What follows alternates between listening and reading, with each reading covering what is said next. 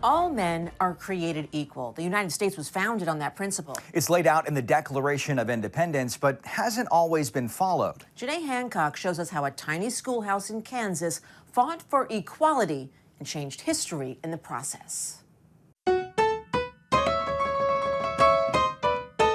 In the heart of Merriam, Kansas, sits a house of worship that differs from the rest. More than 100 years ago, Philadelphia Missionary Baptist Church served as a house of education for black and white students.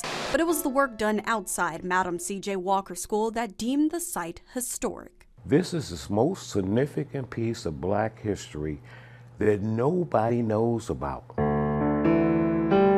Just years after opening its doors, the district built a brand new school with tax dollars, but it denied black children access. The whole community was outraged. The remaining Walker students were forced to find comfort in the two-classroom building. I didn't understand you didn't have no food to eat. I didn't understand you had to go outside to the bathroom. That was something that I was not accustomed to. Dolores Graves is one of the last living Walker students, and despite the condition of the school, she says she was determined to get an education. When I came home, I had to tell my father what I had learned. And that was important in my household, that I had a lesson to tell him. While the children focused on learning, their parents and teachers were determined to fight for equal education, starting with a walkout that led to the Webb versus School District 90 lawsuit. We sued all the way to the Kansas Supreme Court and won. We were the first community in the country to legally desegregate integration in the state of Kansas. But that history has been hidden in the shadows of another significant moment. In the entrance of students, regardless of race, to such great institutions. The landmark Supreme Court decision Brown versus Board of Education of Topeka ruled segregation in public schools unconstitutional in the U.S. If it hadn't been for us, it would have never been no Topeka. Now the church is making sure the Walker history will never be lost again. The school will be built back to its original dimensions.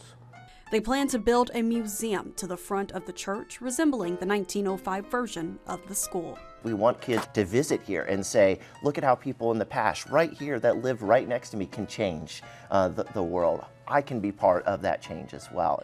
Professor Darren Tuck and students at Mid-America Nazarene University are making a change, documenting the Walker history for future generations. We are now conducting oral histories where we're doing interviews with people that were either at the school or attended later. Now, I do know that. Including Graves, who looks back on her education and encourages students to not take it for granted.